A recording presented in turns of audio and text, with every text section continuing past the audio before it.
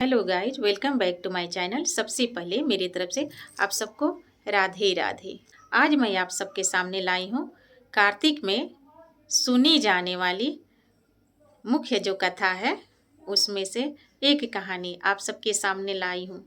ये सुनना बहुत ज़रूरी है। सारी कथा सुन लेने के बाद ये कथा को सुनना बहुत ही ज़रूरी है। सबसे पहले मैं आप सबको ये बोलती हूँ कि अगर मेरा वीडियो में आप लोग नए होंगे तो सब्सक्राइब ज़रूर कीजिएगा, और मेरा वीडियो अच्छा लगता होगा तो लाइक शेयर सब्सक्राइब ज़रूर कीजिएगा, और कमेंट में राधे राधे ज़रूर लिखिएगा।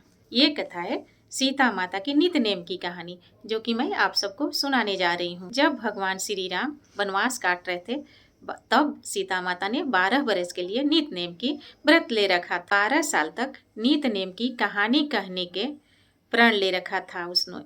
राम आए लक्ष्मण आए, देश के पुजेरी आए, नीत नेम का नेम लाए। आओ राम बैठो राम, बनी रसोई खाओ राम, माखन मिश्री खाओ राम, दूध बतासा पियो राम, सूत के पलका मोठो राम, साल दुसाला ओढ़ो राम, जब बोलो तब राम ही राम, राम बनाए बिगड़े काम, खाली घर भंडार भरेंगे, सबका बेड़ा पार करेंगे, जय श्री राम जय जय राम। ये कहानी सीता माता रोज सुनाती थी और भगवान श्री राम रोज सुना करते थे। एक दिन श्री राम को लक्ष्मण जी के साथ कहीं जाना था। तब सीता माता ने भगवान से कहा, भगवान जी मेरा 12 बरस का नियम है, मैं कथा किसको सुनाऊंगी? अगर आप बाहर जाएंगे तो मैं अपनी कहानी किसको सुनाऊंगी? श्री राम ने कहा, तुम कुएं पर जाकर बैठ जाना, वहाँ जितनी भी स्त्रियां आएंगी कुआं पर पानी भरने, उनको तुम अपनी कथा सुना देना। सीता माता कुएं पर जाकर बैठ गई। एक स्त्री कुएं पर पानी भरने को आई। उसने रेशम की जड़ी वाली साड़ी पहन रखी थी और सोने की घड़ा लेकर पानी भरने को आई थी। तब सीता माता ने उस स्त्री को देखकर कहा कि बहन, मेरी 12 बरस की नित नेम की कहानी है, तुम उसे सुन लो। तो वो स्त्री बोली, मैं तुम्हारी 12 बरस की नित नेम की कहानी सुनने बैठूंगी तो मेरी सास मुझ पर गुस्सा होगी, मुझे मेरे घर जाने में देर हो जाएगी तो मेरी सास मुझसे लड़ेगी। और वो स्त्री कहानी नहीं सुनी और वहां से पानी लेकर चली गई। घर जाते जाते उसका रेशम जड़ी का साड़ी फट गई और सोने की घड़ा मिट्टी में बदल गई। सास ने देखा तो बोला, ये किसका पाप अपने मत्थे लेकर आई है?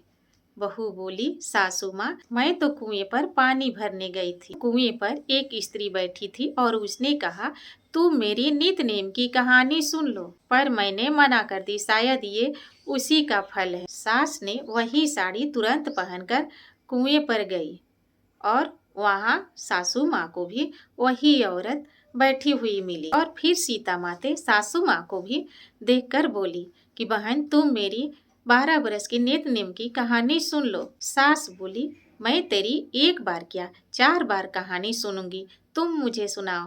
ये बात सुनकर सीता माता बहुत प्रसन्न हुई और कहानी कहने लगी।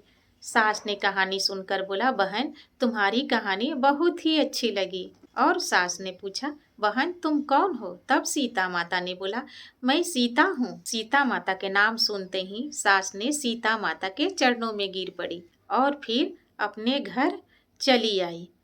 रास्ते में वही फटी हुई साड़ी, रेशम जड़ी की साड़ी फिर से नई बन गई और मिट्टी के घड़े सोने में बदल गई। घर पहुंची तो बहू ने कहा, सासू माँ ये कैसे हो गया? तब सास ने कहा, बहू तू तो दोष लगा कर आई है और मैं तेरा दोष मिटा कर आई हूँ। जो स्त्री तुझे मिली थी वो सीता माँ थी, खाली घर भंडार भर देती है, पुराने को नया कर देती है, सारी इच्छाएं पूरी कर देती है। तब बहू ने कहा, ऐसी कहानी मुझे भी सुनाओ सासू माँ।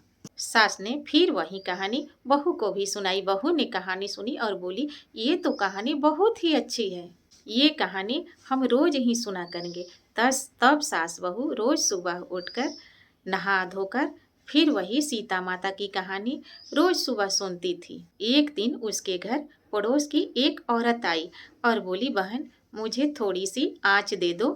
तब सास बोली, मैंने तो अभी आँच नहीं जलाई। तब पड़ोसन बोली, तुम रोज सुबह 5 बजे उठती हो और अभी तक आँच नहीं जलाई हो, सुबह से क्या कर रही थी? तब सास बोली, हम सास बहू रोज सुबह उठकर सीता माता की नित नेम की कहानी सुनते हैं। तब पड़ोसन बोली, बहन सीता माता की नित नेम की कहानी हमें भी सुना दो। तब सास ने पड़ोसन को भी सीता माता की नितनेम की कहानी सुना दी। पड़ोसन बोली, बहन बहुत ही अच्छी कहानी है, मैं भी रोज सुबह सीता माता की नितनेम की कहानी सुना करूंगी। पड़ोसन के भी घर में अन्न धन से भंडार भर गई। हे सीता माता, जैसे उनकी भंडार भर दी, दुख से मुक्ति कर दी, उसी तरह हमारी भी भरना, सभी संकटों को दूर करना। जो तुम्हारी कहानी सुने, सुनावे और हुंकारा भरे, सबकी भंडार भर देना, सुख शांति देना। जय श्री राम, जय सीता माता। अगर ये आपको मेरी ये सीता माता की नित नेम की कहानी अच्छी लगी होगी तो लाइक शेयर सब्सक्राइब जरूर कीजिएगा और कमेंट बॉक्स में जय सीता माता जरूर लिखिएगा।